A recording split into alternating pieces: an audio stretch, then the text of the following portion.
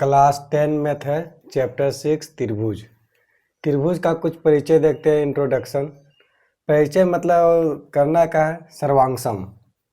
सर्वांगसम पहले देखते हैं कि सर्वांगसम जिसको कॉन्ग्रुएंस बोलते हैं। सर्वांगसम का अर्थ हुआ कि कॉन्ग्रुएंस में साइज और शेप दोनों इक्वल होना चाहिए। साइज और शेप इक्वल कहने का अर्थ हुआ आकार, और जिसको बोलते हैं शेप और अमाप। साइज का हिंदी क्या बोलते हैं? अमाप। मतलब शेप और साइज दोनों समान होना चाहिए, उसी को हम सर्वांगसम बोलेंगे या कॉन्ग्रुएंस। तो आकार मतलब कहने का अर्थ हुआ कि देखिए, ये मेरा दो पेन है, इसका आकार एक ही कंपनी का पेन है दोनों। मतलब ये जो कंपनी है सोमेक, ये दोनों देखिए सोमेक कंपनी का है। हूबहू ये भी पेन है, ये भी पेन है, लेकिन हूबहू एक ही कंपनी का पेन है। इसको हम लोग बोलते हैं मतलब सर्वांगसम। मतलब देखने में भी एक जैसा, आकार भी एक जैसा, शेप साइज दोनों एक जैसा, उसी को हम लोग बोलते हैं सर्वांगसम। अब आते हैं मतलब समरूप। समरूप में क्या होता है? सिमिलर में शेप इक्वल हो सकता है। शेप कहने का अर्थ हुआ कि ये भी मेरा पेन है, ये भी मेरा पेन है, समझे? दोनों को मतलब शेप इक्वल होगा, लेकिन साइज इक्वल नहीं होगा। क्या? इसका जो पेन है और इसका पेन, इसका देखिए ये थोड़ा सा पतला है, थोड़ा सा मोटा है, साइज तो डिफरेंट है। जो इसका माप है थोड़ा मतलब ये थोड़ा छूने में पतला लग रहा है, ये छूने में मोटा लग रहा है। तो कहने का अर्थ हुआ समरूप। समरूप उसको बोल देंगे जिसको देखने में हूबहू एक जैसा है, दोनों तो पेन ही है, लेकिन इसका मतलब साइज अलग अलग है। शेप एक जैसा है लेकिन साइज अलग अलग है, उसी को बोलते हैं समरूप त्रिभुज। और सर्वांगसम का अर्थ हुआ कि दोनों मतलब आकार और मतलब शेप और साइज दोनों समान है। अब देखिए सिमिलर ट्रायंगल का 3 रूल है। पहला रूल क्या हो सकता है? Side side side, side angle side, और तीसरा क्या है? साइड। तीसरा क्या है? एंगल एंगल एंगल और एंगल एंगल। मतलब 3 एंगल भी हो सकता है, 2 भी एंगल हो सकता है। सिमिलर का ही कंडीशन है। और कॉन्ग्रुएंस का कंडीशन कितना होता है? 5 कंडीशन होता है। पहला कंडीशन क्या होता है? Side side side, side angle side, angle side angle, angle angle side, और RHS मतलब राइट हाइपोटेनियस साइड। मतलब कॉन्ग्रुएंस का मतलब 5 पार्ट होता है, लेकिन सिमिलर का 3 ही पार्ट। अगर कोई सिमिलर प्रूव करना चाहिएगा तो ही 3 पार्ट से प्रूव होगा, और कॉन्ग्रुएंस प्रूव करना चाहिएगा तो ये 5 पार्ट से प्रूव होता है। अब हम सर्वांगसम अब समरूप दोनों समझ गए। अब थोड़ा समरूप का थोड़ा 1-2 उदाहरण लेते हैं।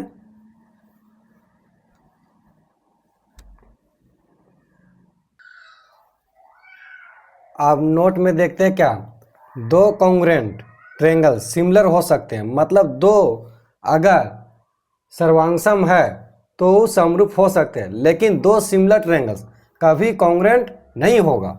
इन नोट में लिखा दे। अब सिमिलरिटी मतलब समरूप के 3 है। Side side side side, side angle side, angle angle angle.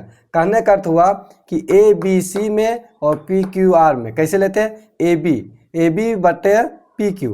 आप ऐसे अगर मतलब AC ले रहे हैं तो इधर का भी मतलब PR लेना। ऐसा नहीं है कि अगर मतलब AB ले रहे हैं और इधर का PQR मतलब PR ले, ऐसा नहीं लेना। आप इधर का लेना पार्ट AB, तो इधर का भी पार्ट आपको PQ लेना। और इधर का ले रहे हैं मतलब बेस ले रहे हैं BC, तो इसको भी लेना है QR। ऐसा नहीं है कि BC ले रहे हैं यहाँ पर और PR ऐसे ले रहे हैं, ऐसा नहीं लेना। आपको लेना क्या? AB लेना है तो इधर इधर भी वही PQ लेना है, इधर BC लिए तो इधर भी QR लेना, और साइड लिए AC तो इसका भी साइड PR लेना है। तो उसी तरह त्रिभुज ABC एंड त्रिभुज PQR में AB बटा, देखिए ये लाइन लिए तो हम इसका भी ये लाइन लिए, AB बटा PQ। उसके बाद BC बटा QR, और AC इधर का लिए तो इधर का PR, AC बटा PR। अब साइड एंगल साइड सिमेट्री क्या बोलता है कि ABC और PQR में AB दोनों भुजा के बीच में है, तभी तो साइड एंगल साइड कर सकते हैं। तो ए भुजा और ए भुजा दोनों भुजा के बीच में मेरा एंगल बन रहा है। तो AB बटे PQ, देखिए इधर का भुजा लिए, इधर के भुजा लिए। अब बेस लिए BC बटे QR, और एंगल B और एंगल Q मेरा दिया हुआ है। तो मेरा क्या हुआ? त्रिभुज ABC इस सिमिलर का साइन है, त्रिभुज PQR मतलब मेरा साइड एंगल साइड से सिमिलर हो गया। अब एंगल ABC और PQR में क्या हम देखेंगे कि एंगल जो एंगल ए दिया है वो एंगल पी भी दिया हुआ, तो एंगल ए बराबर एंगल पी, एंगल बी बराबर एंगल क्यू और एंगल सी बराबर एंगल आर। ये मेरा एंगल एंगल सिमिलरिटी का रूल है। और रह दूसरी बात है कि हम थोड़ा नोट में है,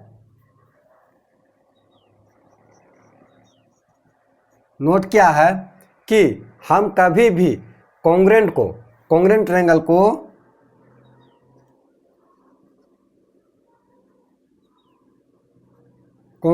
को हमेशा कैसे डिनोट करते हैं जी,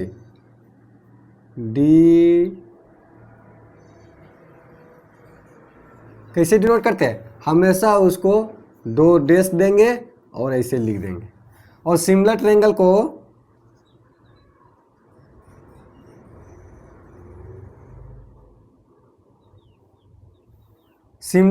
कैसे डिनोट करेंगे, डिनोटेड, इसको हमेशा ऐसे से डिनोट करते हैं। इसको हम लाल पेन से घेर दे रहे हैं कि आपको अच्छा तरह से समझ में आएगा। ठीक,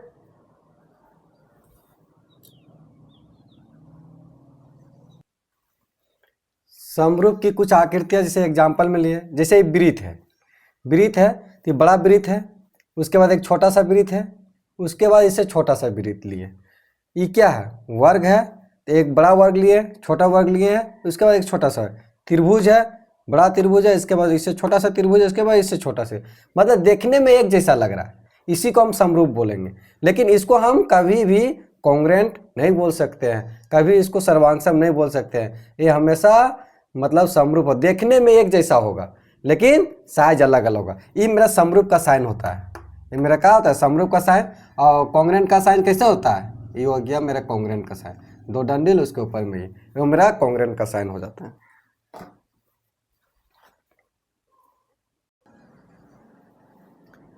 अब एक्सरसाइज 6.1 चलते हैं। क्या बोल रहा है, कोष्ठकों में दिए गए शब्दों में से सही शब्दों का प्रयोग करते हुए रिक्त स्थानों को भरिए। आप बोल रहा है कि सभी वृत्त होते हैं, क्या होते हैं, सर्वांगसम होते हैं या समरूप। अब सभी वृत्त क्या हो सकते हैं, देखिए ये मेरा वृत्त है, ये बड़ा वृत्त है और ये मेरा छोटा सा वृत्त है। अगर कोई आदमी को हम पूछेंगे तो ये, कोई भी आदमी से अगर हम किसी व्यक्ति से पूछे, कोई भी स्टूडेंट से, तो ये भी बोलेगा ये मेरा वृत्त है और इसको भी बोलेगा वृत्त है। लेकिन कोई अगर इसको बोल सकता है कि मेरा सर्वांगसम है। सर्वांगसम कहने का तो क्या हुआ कि शेप और साइज दोनों इक्वल हो जाए, मतलब ये साइज इसमें भी खप जाना चाहिए, मतलब हूबहू एक जैसा होना चाहिए। क्या एक जैसा ये वाला है, एक जैसा नहीं है, तो हम कह सकते हैं कि देखने में तो एक जैसा लग रहा है तो इसको समरूप बोलेंगे। तो मेरा क्या है कि बड़ा वृत्त है, छोटा वृत्त है, लेकिन मैं इसको भी वृत्त बोलेंगे, इसको भी वृत्त बोलेंगे, दोनों को तो वृत्त बोल सकते हैं। एग्जाम्पल में ऐसा नहीं कि इसको वृत्त नहीं बोलेंगे। हाँ, अगर ये वर्ग है, मान लीजिए एक वर्ग है और ये छोटा सा वर्ग है, तो क्या इसको मतलब कोई आदमी देखेगा तो इसको भी वर्ग बोलेगा, इसको भी वर्ग बोलेगा, ऐसा तो बात नहीं। लेकिन यहाँ वृत्त का चर्चा बोल रहा है, तो क्या बोल रहा है, सभी वृत्त होते हैं क्या, तो समरूप। क्या समरूप हो गया आंसर। अब क्वेश्चन नंबर 2 चलते हैं। अब दूसरा में क्या बोलता है, सभी वर्ग होते हैं, वर्ग क्या है, जैसे इसका एग्जांपल दे रहे हैं, ये भी मेरा वर्ग है, वर्ग का क्या होगा, मतलब सभी भुजा 90 डिग्री का हो, मतलब सभी भुजा बराबर होता है। और अगर ये छोटा सा ले रहे हैं वर्ग, इसको भी वर्ग बोलेंगे, कोई आदमी देखेगा तो इसको भी वर्ग बोलेगा। ऐसा नहीं कि इसको मतलब बोल देगा कि त्रिभुज है सो, ऐसा नहीं, इसको भी वर्ग बोलेगा, इसको भी बोलेगा। कहने का अर्थ बोल रहा है कि सभी वर्ग, ये समरूप, मतलब समरूप का साइन है, तो सभी वर्ग क्या हो जाएगा, समरूप।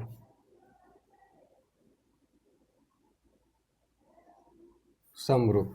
अब बोल रहा है सभी त्रिभुज समरूप होते हैं, समरूप कब होगा, समद्विबाहु त्रिभुज तो होगा नहीं। समद्विबाहु का कहने का तो 2 भुजा बराबर हो उसको समद्विबाहु त्रिभुज बोलते हैं। लेकिन समबाहु त्रिभुज किसको बोलते हैं, जिसका सभी भुजा बराबर हो। जैसे देखिए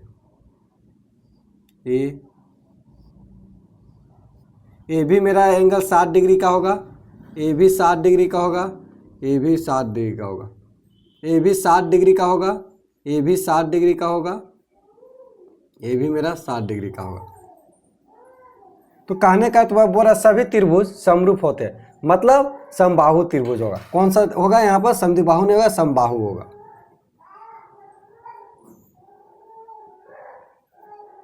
समबाहु। अब लास्ट चौथा बोलता है भुजाओं की समान संख्या वाले दो बहुभुज समरूप होते हैं यदि, कब? दो भुजा हो बहुभुज समरूप हो कब? यदि उनके संगत कोण क्या है? बराबर हो, और उनकी संगत भुजाएं समानुपाती हो। मतलब यहाँ पर क्या होगा? बराबर, बराबर, और उनकी संगत क्या होगा? समानुपाती।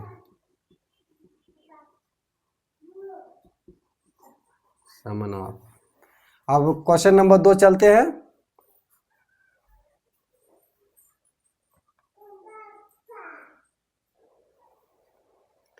अब क्वेश्चन नंबर 2 बोलता है निम्नलिखित युग्मों के दो भिन्न भिन्न उदाहरण दीजिए।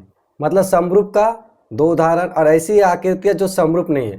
तो एग्जाम्पल दो एग्जाम्पल हमको लिखने बोल रहा है। तो पहला एग्जाम्पल क्या हो जाएगा कि दो समरूप, मतलब दो समरूप ऐसे ही वृत्त ले लीजिए। पहला वृत्त,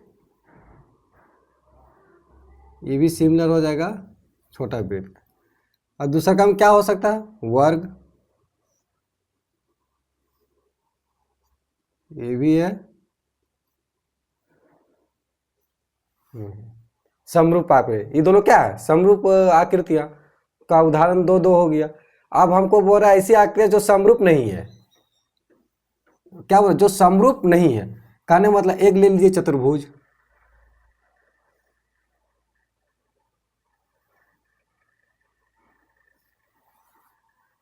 एक आयताकार हो गया, और वृत्त ले लीजिए पहला में। क्या ये दोनों मतलब समरूप है? नहीं है। दूसरा काम क्या हो सकता है? एक त्रिभुज ले लीजिए, एक वर्ग ले लीजिए। एग्जाम्पल आप कुछ भी ले सकते हैं। क्या ये दोनों आकृतियां समरूप है? नहीं है, ये दोनों समरूप नहीं है, क्योंकि कोई भी देखेगा तो इसको क्या बोलेगा कि आयताकार है, ये कोई बोलेगा वृत्त है, ये त्रिभुज बोल देगा, ये वर्ग बोल देगा। लेकिन यहाँ पर क्या है कि दोनों को अगर इसको भी वृत्त बोलेगा तो इसको भी वृत्त बोला जाएगा, इसको भी वर्ग बोला जाएगा तो इसको भी वर्ग ही बोला जाएगा। अब क्वेश्चन नंबर 3 चलते हैं।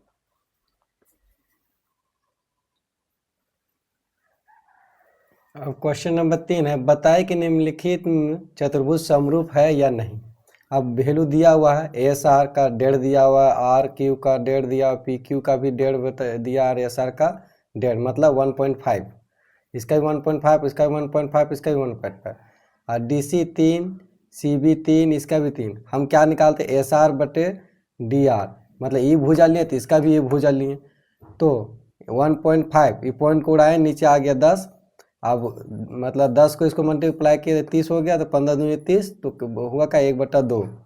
अब इसी तरह आर क्यू बटे सी बी निकाले, आर क्यू बटे सी बी, इसको किए तो कटे तो 1/2, लेकिन सभी भुजा 1/2 1/2 है। लेकिन यहाँ पर हम क्या देखें कि जो मेरा कोण है एस, यहाँ पर कोई कोण का मान नहीं दिया हुआ, लेकिन यहाँ पर क्या हुआ कि जो ये ऐसा साइन का मतलब होता है कि सभी कोण मेरा 90 डिग्री का है। सभी कोण कितना है मेरा? ये साइन का मतलब होता है कि मेरा सभी कोण 90 डिग्री का है। हम यहाँ पर लिख दिए हैं कि angle S not equal to angle D. Angle D का मतलब होगा 90 डिग्री, मेरा 90 डिग्री का है, लेकिन एंगल एस मेरा कुछ नहीं दिया हुआ है। तो हम कैसे मतलब बोलेंगे कि मेरा समरूप है? इसलिए लिख दिया था या चतुर्भुज समरूप नहीं है। जो चतुर्भुज मेरा दिया गया है वो समरूप नहीं है। अगर एंगल बराबर हो जाता तब हम बोलते हैं कि चतुर्भुज समरूप है।